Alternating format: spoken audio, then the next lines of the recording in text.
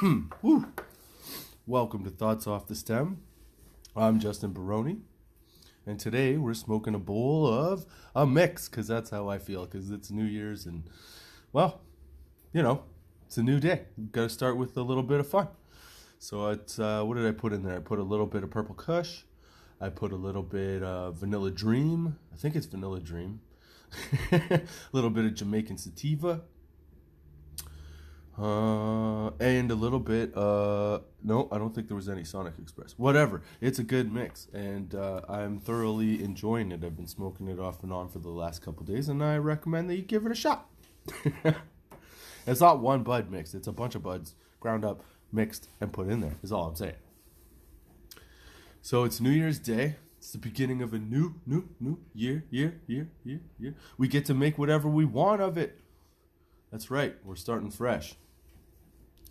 2020 was kind of a shit show for everybody. I know everybody had their own issues with it, and hopefully no one was hit too hard, and you get through it. It'll go on. Life goes on. I don't mean to sound blasé about any real bad stuff, but I'm just saying life does go on, so you always got to find the positive. I gotta say, man, I've had a few surprises out of the dispensary this year. I living in Canada, it's legal, so we've got dispensaries popping up. They're like fucking coffee shops now, man. They pop up everywhere. There's down by the university where I live. I think, and it's not a big spot, and it's a relatively residential neighborhood, and I think there's 6 or 7 dispensaries that have popped up in a 4-block radius. So, I guess their business is booming. The government must like that because they're taxing the shit out of it. But I can say this, from the first few times that I visited the dispensary in 2020, I have found that, like I've said before on the podcast, that, you got to find your grower, you got to find your guy, you got to find your Nike or Reebok or Adidas of weed, whatever it is, whatever your, banner company is that you go and buy whatever your stuff is, then you got to find that in the equivalent of a dispensary grower for weed, because they could be hit and miss, and a lot of the times, like I've said before, the lower THC content doesn't necessarily help you out if you're a seasoned veteran. But I've noticed that there are a few that have really stepped up, and their stuff is solid. They cultivate the plant, like we've talked about in another episode. Well, my epiphany of my own stupidity, I guess, that episode. So the ones that are notable that I want to make mention of, and again, I don't get paid for any of this. I'm just telling you that this is what I've smoked, this is what I like, and you might like it too. I don't know. Try it out, and you'll see. And they won't break the bank. They're relatively cost-effective, or what do you call it? Cost-efficient buys. So, what is it? Sage and Sour by MTL Cannabis. That was really good. I really like that. Redicon's OG Kush in the vape pen, in their 510 thread vape pen. That is excellent. That's a go-to for me all the time. Redicon's Wappa was pretty good. The TWD sativas and indicas, which are even better price or lower priced, still pack a nice punch. They're up at the top. In each episode, I tell you what I'm smoking in the bowl before I smoke it. So if you go back to the beginning and listen from then till now, which you really should, because some of the episodes are hit and miss. I get that, but you might like the first time I smoked weed. This is an intro, whatever. Check them all out. But then you get a flavor of the different type of stuff that I smoked, and the dispensary stuff that I smoke, not the stuff that was is grown by me or whatever. They've gotten better. and they're definitely getting more worthwhile. The prices are actually coming down a little bit, which is nice, because here you go. Here's a little spoiler. So I ordered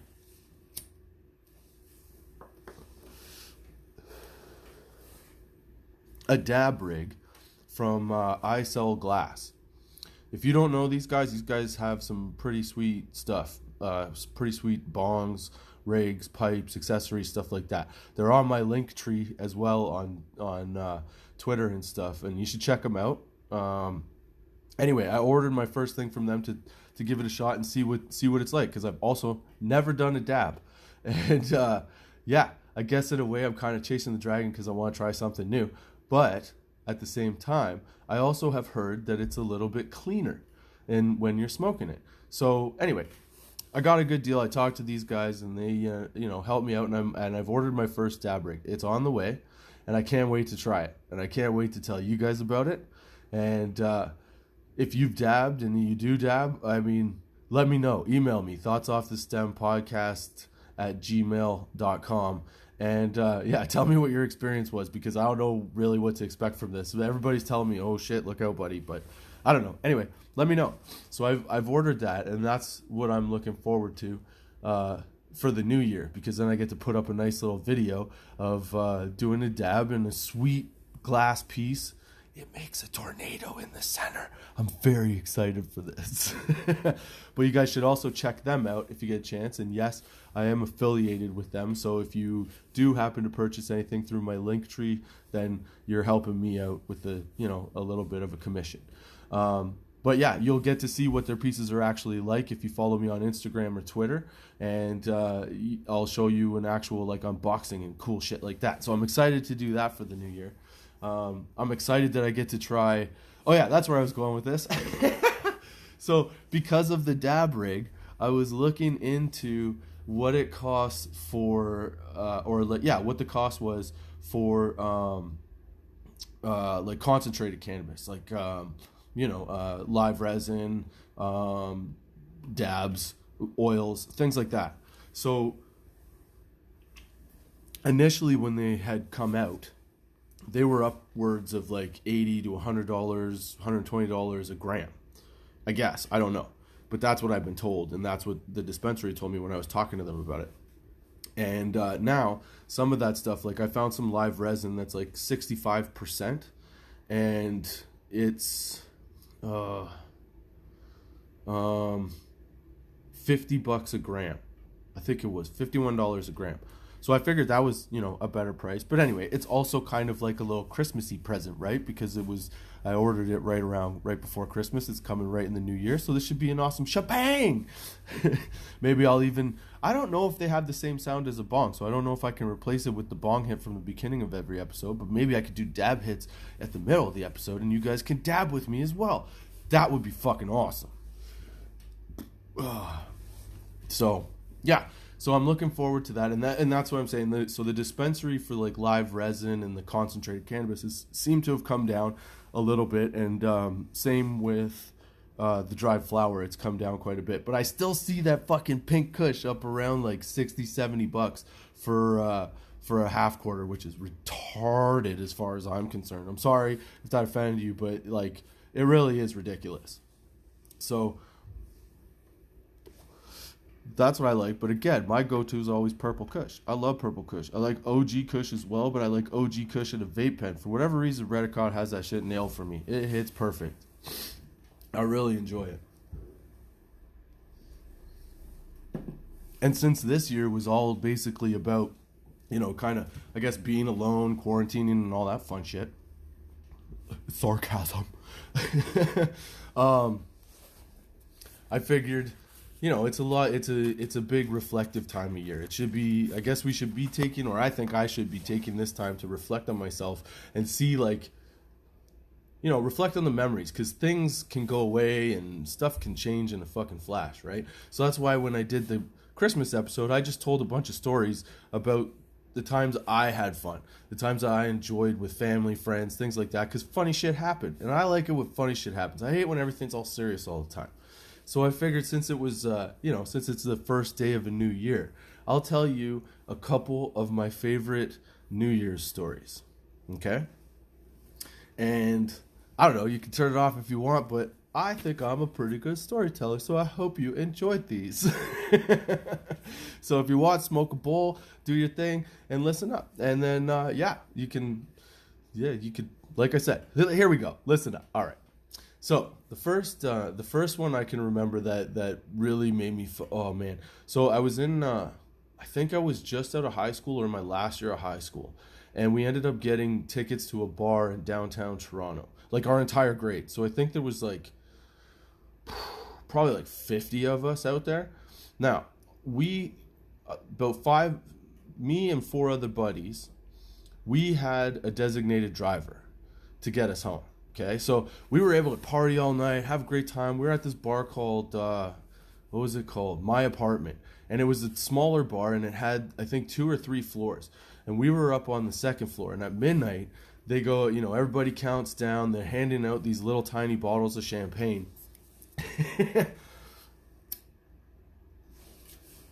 And my buddy and I are standing beside the bar. So the bartender hands us each a bottle. And then there's a couple of her friends, girls, standing in front of us, and they got the bottle going. And then this one guy or this one girl to my right, not that we don't know her, and she's just there. She starts shaking up the bottle, and the bartender's like, "Don't do it, don't do it, don't you do it," because he didn't want a giant mess, because he knew what was going to happen. If she shook that bottle and lit it off, everybody was going to do it, right? So she doesn't do it. She puts it away. My buddy and I drink our first.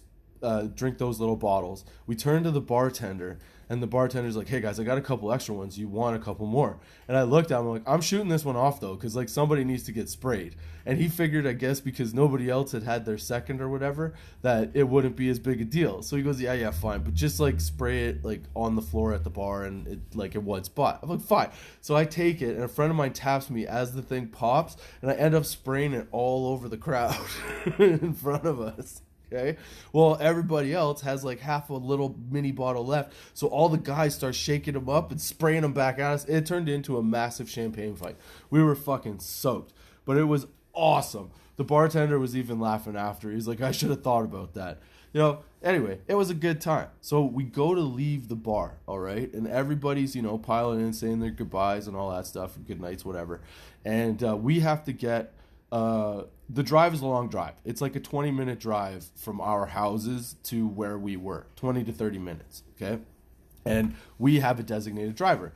So our designated driver, his name, okay, this is the best part. His name is James Brown. And he was nothing like the Soul Machine. He was not that guy.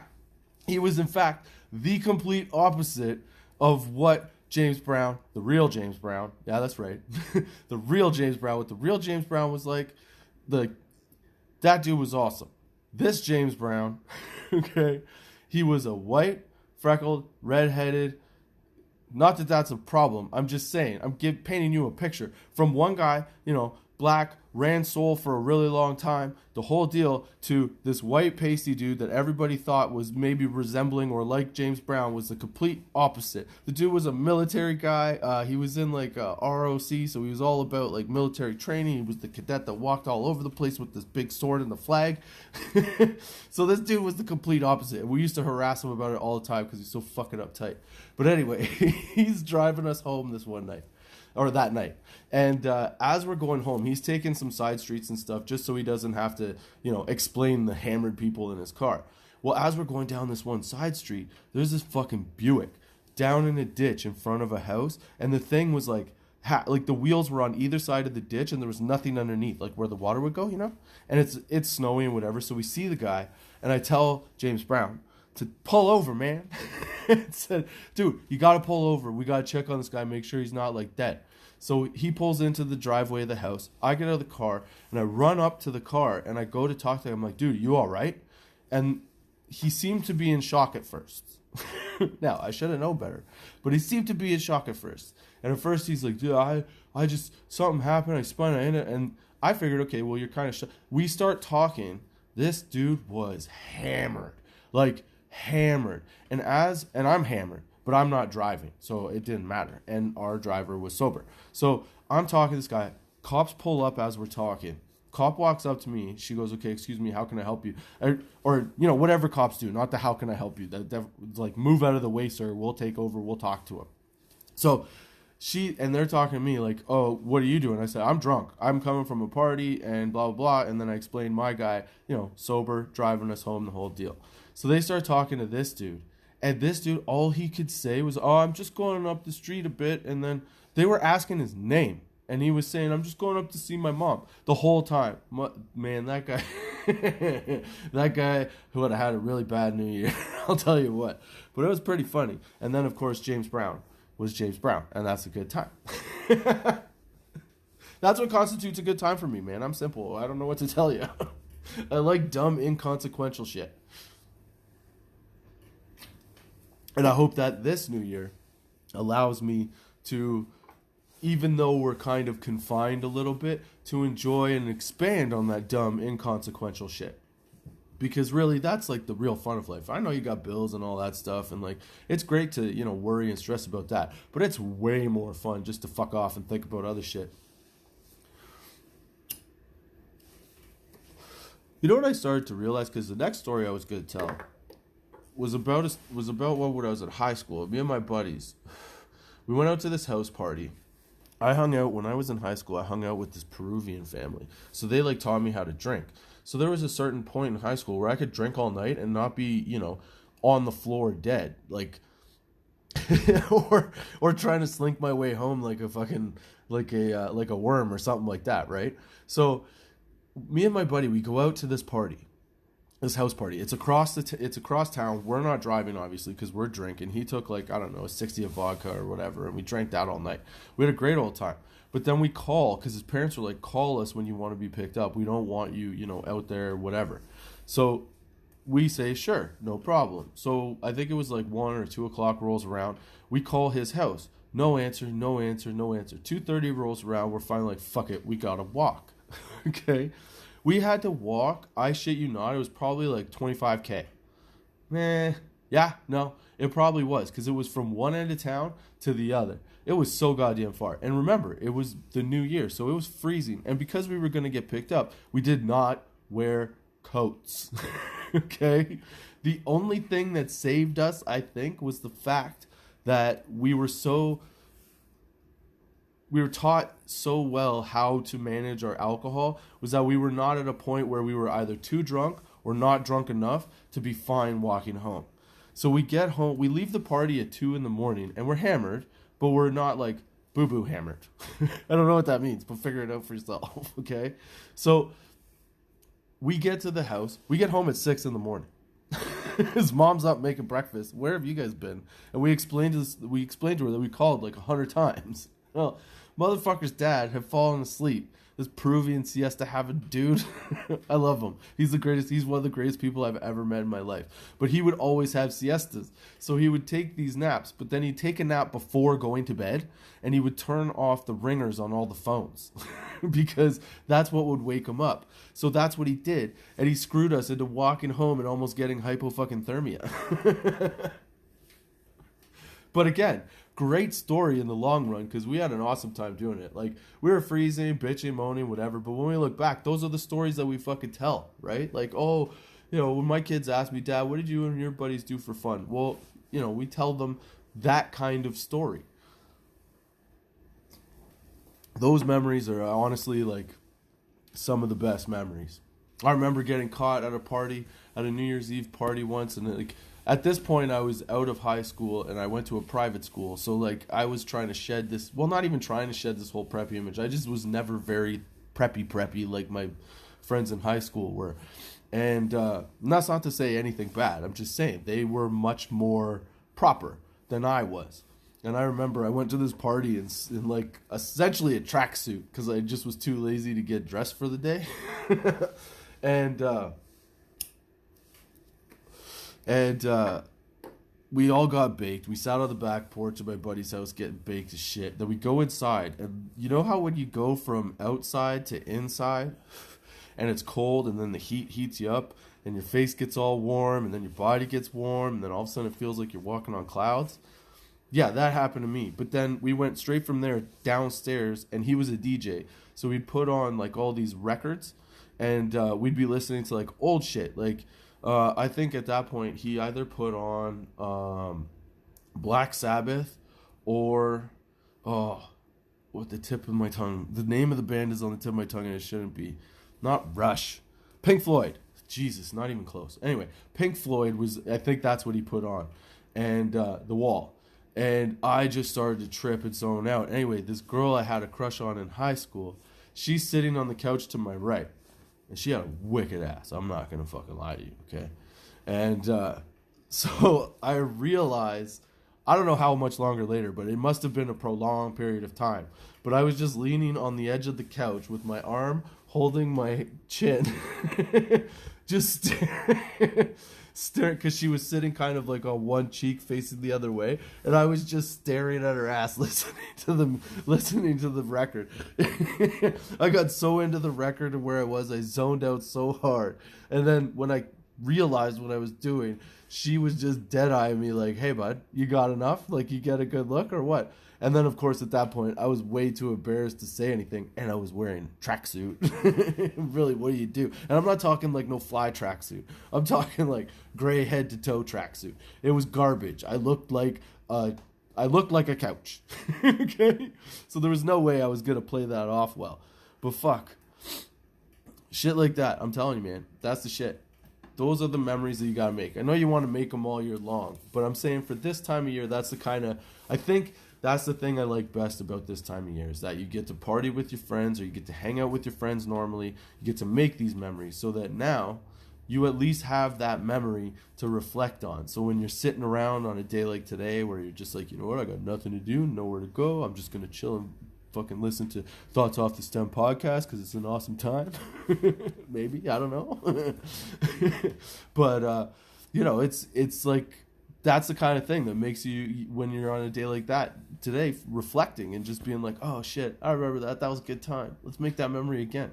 So it gives you a little bit more for, you know, anticipation for the future. So like when all this like COVID stuff is over, whether it's, you know, the government actually shuts it, you know, figures it all out and we go back to normal, or whether the strings get tightened and a revolution happens. I don't know what's going to happen, but I'm saying, you know, those memories, those kinds of things are like a great fuel to the fire of anticipation. And there's nothing better in life than anticipation and waiting to get what you want, to really need that thing, you know. And when you're stuck in adversity like this, it's always fun to try and figure out how you can make the best or the most of the interactions that you can have. That's all I'm saying, man. I think, you know, so my goal this whole year is going to be invest in myself, push myself, be better than I was last year. No laziness, no slacking off. Smoking weed, of course. I mean, that's not going to stop. Like, there's no New Year's resolution that's going to be like some big woo here.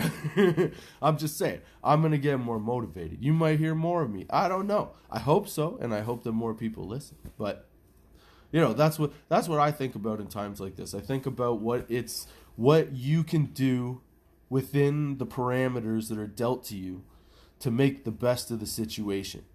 Because if you just let the whole, you know, load of the weight of the situation just crush you, I mean, you're going to go down, man. And you don't want to go down. You want to stand up. You want to fight it off. That's what I'm saying. You got to keep doing that. So finding memories like this that keep you motivated, keep you happy, smiling, laughing, having a good time, being able to, you know, socialize and in the, like I said, in the minor ways that you can. That's what I'm talking about. You got to do that shit, man. Oh, I need a bowl. Let's smoke a bowl. A little bowl break. Another bowl break. Cheers to those bowls.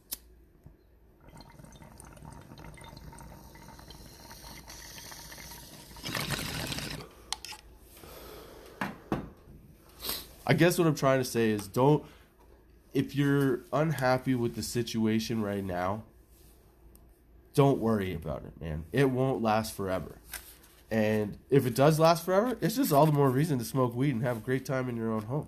I mean, think about it. Think about all the times that an awesome song came on in your headphones and you're walking the fucking subway and you can't dance because there's too many people around. You're like, I don't want you seeing me. But that song comes on, you're in your kitchen, you're in your skivvies, fucking cooking up some eggs in the morning. What are you doing? Those eggs are burning because you're doing the whole goddamn dance. You know what I'm saying? That's what life has got to be about. You got to keep life moving in a fucking in a, wow, I like weed, brain farts are awesome, in a positive, humorful way. Because if you're not smiling, what's the point? I mean, you could be mad at everything, or you could be mad at nothing, or you could choose to be mad at some things that are worth being mad at. That's all I'm saying. So I want everybody to have a new, no, I want everybody to have a new year that is suited to them. Start catering your lifestyle to you. I mean, I'm not saying that you don't. I'm just saying find ways that you can better cater that whole lifestyle to you. Because that's what I'm trying to do right now, is figure a bunch of shit out. And I'm sure a lot of people are on the same path. So take those little steps, change those little things. Try stuff that you wouldn't normally try, man. Don't be a total yes man, but like say yes to stuff that you would normally immediately have a negative reaction to, and watch your perspective change. And I'm going to try and do that myself, because as positive as I am overall, there have been times, especially lately, where I've been in a state of frustration. And I manage it pretty well, and I think most people manage it pretty well. But it gets harder in a time like this. So when you get into a point where you're feeling down or low, just tell yourself one of your own little stories. I mean, fuck. If you can't tell yourself a story to make you laugh, I have a story that'll make you laugh. I guarantee it. Just check out any of the story episodes on here, and you may not laugh out loud. You may not, snort laugh. Maybe you will. I don't know. I snort laugh sometimes. But what I'm saying is, there's something in here that will cheer you up. Like, Stone Stories is a good one. What's the other one? Late Night Shopping Spree. That's a good one. Like, yeah, check out other stuff like that. It doesn't even have to be this podcast. Check out other podcasts that you might find funny. Maybe I'm not funny to you. Find somebody else that is. But do those little things to, pick yourself up. Because nobody should be depressed at a time like this. Everybody should be able to have their own, they should have their confidence in, I don't know what I'm saying anymore. I'm fucking rambling. All I'm saying is I hope everybody has a good new year. And I guess since I'm rambling like that, it's time to end the episode. So that's my thought off the stem for January 1st, 2021, baby. We're living in the fucking future. How cool is that shit? And the next time you hear from me, hopefully, I'm really hoping I'll have that dab rig from I Sell Glass. And if you want to check out the stuff that they have, you should check out check out the link tree and on Twitter and Instagram, and there's a link right there for them. They got great stuff. Also, don't forget, every Friday at 4:20 p.m. with me, Thoughts Off the Stem new sessions come out, and they're coming out every week this year. They did last year, when I started, but they're coming out for sure this week. And don't forget to check out the merch store, teespring.com/stores/TOTS420. I know there's stuff on there that you're going to like. I'm actually in the process of ordering some samples so you guys can actually see what it's like, because you got to follow me on Instagram and Twitter. I'm telling you, Thoughts Off the Stem. And there's always videos up there, and now I'm going to be wearing my own shit promoting that, and hopefully you'll like it. And so until next time, load your bowls, roll your joints, do your dabs, do what you do, keep your lids low, and enjoy life. I hope you have a happy new year, and I hope you get to spend it with everybody that you want to.